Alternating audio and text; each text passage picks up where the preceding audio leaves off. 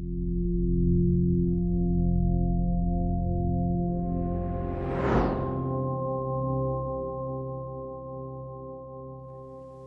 hear so many people say it's all about balance. When people talk about balance, they're talking about more time with their families, for contemplation, for exercise, for nature, for themselves. Have you guys wanted more balance in your lives? Yeah? However, in this view of balance, we seem to be implying if we want more of something, there must be less of something. It's a zero-sum game that we could never win. And if we did achieve balance for a little while, everything around us changes so fast that it could not possibly last, right? So instead of balance, I would like to suggest integration. The worlds that I'm in, rather than competing with each other, add to and permeate each other. More of what I mean by integration. However, I also think that at a conference like this, it's clearly a theme. We all know something about integration on so many different levels. It's such a diverse audience. We all know a lot about how to be in different cultures and different realms at the same time. For me, I grew up in China. I was born at a time and place when the standard of living is more akin to the big. So if I think about the amount of human progress that I've seen with my own eyes, I feel I'm more than 100 years old, and therefore I have something to share. Now, I'm design director at LinkedIn without the inundation of a Silicon Valley life, which I know many of you know, and traveling the world for work and so on. However, I'm also a resident at a Zen temple called Jikoji, Compassionate Light Temple. It's within an hour of the heart of Silicon Valley, even faster when I ride my motorcycle, but it feels as far away as Japan. Before I started living there, which is about 2 years ago, I didn't think I could make it work. I had a lot of doubts. I was already strapped for time, like all of us are. So how do I make more time? Daily meditation schedule, the responsibilities of being a resident, and the longer commute. But like so many things in life, you just don't know until you try something. Your mind cannot imagine the possibilities. So once I started living there, I found that time took on a different quality. It became more spacious. So the two worlds that I'm in became actually both more rich, fuller with possibilities, and more magical. So my life changed from the inside out. I'm very lucky to have a Buddhist practice as well as a Native American practice where there is ritual, earth-based medicine, and a strong sense of community. All of my practices have taught me that the spiritual journey is really the integration of the relative and the absolute, and the realization that they're one and the same. So instead of balance, the picture is more like ink coming into water. When we drop ink into water, the beautiful swirls quickly reach off the water, and the ink and water become not separable. So from the standpoint of practice, we're practice and we're life. We're the ink and we're the water. The two become completely the same. So this is what I mean by integration, when one's practice and one's life become not separable. And that's what I call Buddhist alchemy. Alchemy is a transformation of baser materials into more precious materials. When we act from the standpoint of integration, what we touch is transformed into a sort of gold, which is wisdom. What we're doing here is a preparation work for Wisdom 2.0, which happens out there. So I feel there is a lot of urgency for this work. We can't wait to do this. And we have to act from a place of integration so as not to create more chaos out there, right? So the integration is not only for ourselves, for our own benefit, but for all beings. That's why we practice. And that's why it's actually happening all the time, because it's beyond the self. So as I talk about this, I want to make it clear that you already know of this. So I want you to feel your own body at this point. Take a breath in. Feel your senses, including your heart, one of your strong senses, where the world comes into you. And feel your hara, 2 inches below your navel, also called dantian, the center of your body, where your energy begins to touch your world, where your actions originate. Feel connected to yourself, to all beings. Feel what you know, your own integration.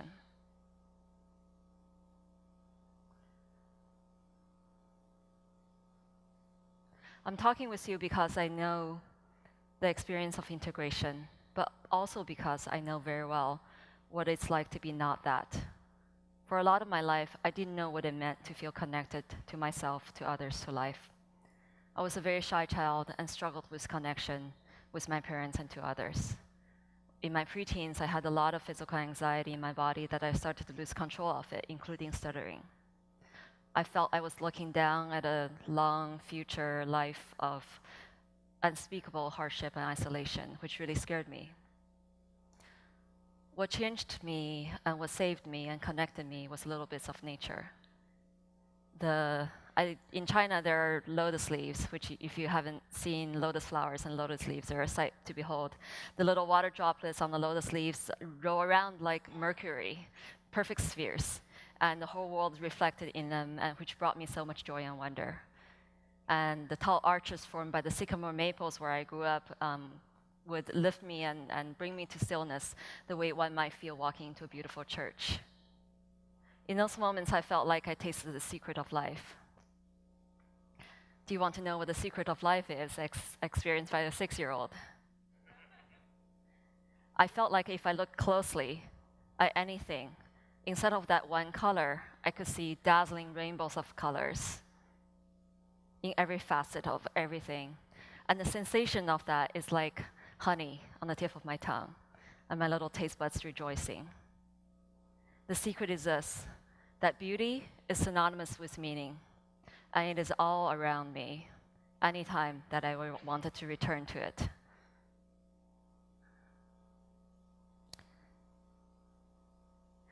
Without consciously knowing it, and it is my belief that we actually all have this experience, especially when we're children. Without consciously knowing it, I tasted the sweetness of existence, which taught me what I know, what I've always known, which I'm sharing with you now. So I'd like to share a few discoveries that I've had along my journey of integration in the hopes that it could be helpful for you. The first is to see everything as practice and practice simply. So clearly not everyone can live at a spiritual center, and not everyone can or want to go on silent retreats. Those things are certainly useful, but the point of rigorous practice is for you to have the experience of being present with what is, which could happen with the dishes in your sink, the work on your desk. It could happen in traffic. It could happen now. And it could happen in meditation or any kind of practice that you have. Just to share a little bit of example for me, at the Zen Center, the day starts with 6 a.m. meditation session, Zazen.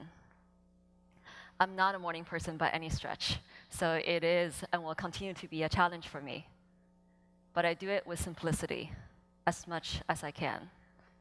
There is also a short ritual that follows it with prostrations and chanting. I used to have some resistance to it, but now I embrace it. The prostrations feel good on my body, and the whole thing gives me a sense of openness and humility to start the day. So the word simplicity here may seem to conjure up monastic starkness that this little guy may represent for you, or it may bring up something like the 1950s, but that's not what I mean by simplicity. Our world do not go backwards. By simplicity, I mean an attitude. It's a straightforwardness with vitality, a way to face everything and anything.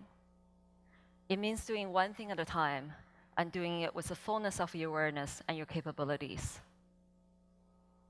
Treat whatever is in front of you, whatever you're given to do, as the best assignment of all, and something unexpected may emerge from that.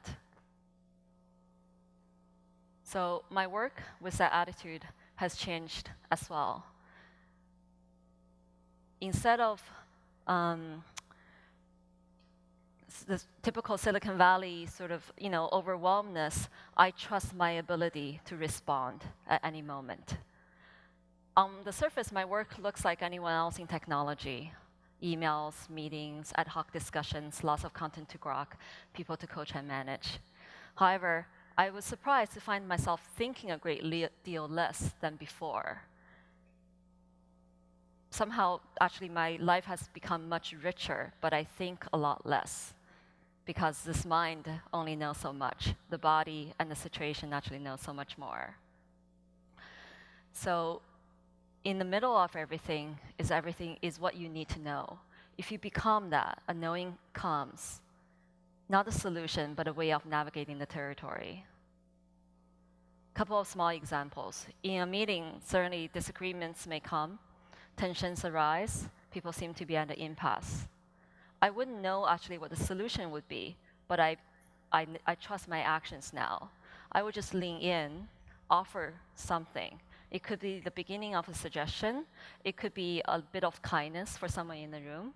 It could be simply noting what is happening.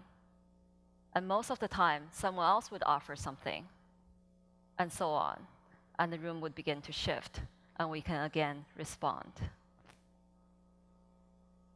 Another example could be coaching my young Asian staff to let themselves be seen more, right? To speak up more at meetings. And I can recognize this in myself, for sure, from my years of learning how to integrate. So in my conversations with them, I bring up phrases like basic goodness or rightness, even though it's not the typical thing you would say in a corporate environment. And I may share a little bit of how things have shifted for me. And very often, they would ask me more. And in our conversation, I would see a certain kind of twinkle in their eye. And over time, my team have become more resource individuals. They can creatively try different kinds of interaction and get real-time feedback. And they have gotten so much more greater range in their ability. And they make the gesture of flying, and they say things like, "Thank you for trusting me." And so somehow, I've learned to, instead of technology, I'm in the transformation business. My job there is to transform people, no matter what it is, what it's looking like on the surface. My job is to remove the barriers of what is possible so that people can be anything that they want to be.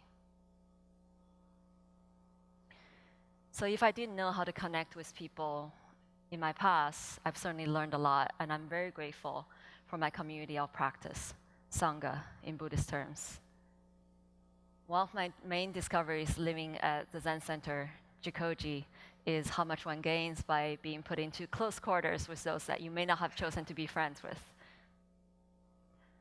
Georgia O'Keeffe said, "Seeing a flower takes time, like having a friend takes time."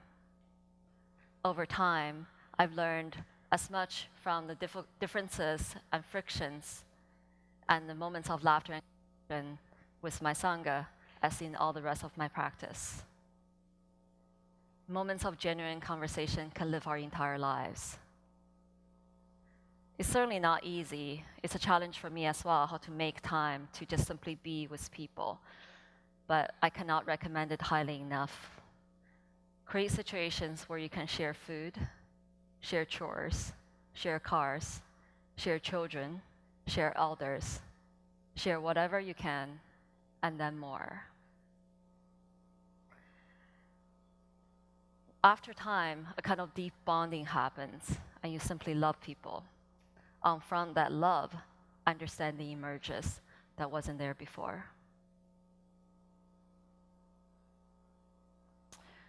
I seem to have, on a weekly basis, the most amazing experiences of my life. This is another one of those discoveries. A simple landscape can seem like the most beautiful thing I have ever seen. Simple food can seem like the most amazing sensation, and a simple connection can be the most delicious moment. I've certainly lived long enough to know that it's not the world that has changed, but that I have changed. And because I can recognize this from my childhood, I know that I have returned, or rather that I can return to that open secret of life, that sweetness of existence, which is always there and always with us. Certainly, life is not always sweet and easy. So my next recommendation or suggestion is to step up to your karmic work. This is in the landscape near the Zen Center where a rock clearly has created a huge challenge for this maple tree. But by wrapping itself around the tree, the whole scene is beautiful, interesting, and powerful. As I was preparing this talk, also I heard the music of Nicholas McCarthy, the one-handed pianist. When he was applying to music schools, he was told to not waste their time and to not waste his own time. Talk about transformation. Talk about transforming one's own life and one's circumstances. In comparison, certainly, whatever I have experienced, pale. However, I have also faced situations where I didn't know what the solution could possibly be. I didn't even think I could face it, but somehow I do. So the karmic work is a really, really difficult situations in your life, but somehow it makes you feel so much more alive, like a warrior, because the challenges require all of you. And why me is a natural question. Why you is because this is how life purifies you. Sometimes the heart needed to be broken so that it can open and life can pour in. Sometimes it needed to be broken so much that it can remain open. And by facing your challenges, that's how you purify life. In recent years, I felt a little bit like I was standing on a battleground in the dawnlight after the battle. I was standing and I can feel the morning sun on me. Sometimes I still feel a little bit shell-shocked, but I know that I have survived, and in that way I'm victorious, not against anyone, but in life. And by having faced my challenges, I can then be of help to others.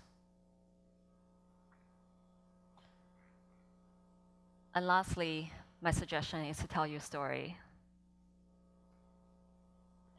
I used to have this worry that the different worlds I'm in might collide and people wouldn't know how to interact and integrate with each other. But that's just the mind trying to control and create separations doesn't really need to be there. So let yourself be seen, tell your story in all the realms of your life, and you will be facilitating the integration for others. And it is amazing how much people want to hear these kinds of stories because integration for them is happening at the same time. So to come back to where we started, I think instead of balance, it's useful for us to talk about integration. Balance seems to imply a sense of lack, an economic view based on scarcity. And paradoxically, with lack, there's also a sense of overwhelm. Whereas integration comes from the standpoint of abundance. Nature is abundant. Human systems create scarcity. We can return to that abundance. So there are many synonyms that I have used a little bit in this talk. Integration, beauty, meaning, stillness, eternity, wisdom, light, love, and I can go on. I must quote everyone's beloved Rumi at this point. Now, close this book. You know enough to close all books and to end all talks. All words and stories are just foreplay. I have something else in mind for us now. The spiritual journey is the joining of the relative and the absolute. And it is a human journey from birth until death. In that process, finding out what life is, because it is neither birth nor death. It is a shared journey that must be done individually. That process at times may feel incredibly alone, but know that the separation is just an illusion. Our lives are the most ordinary and the most extraordinary, the most mundane and the most magical at the same time, and it is so in every moment. So this is alchemy. We take everything in fully.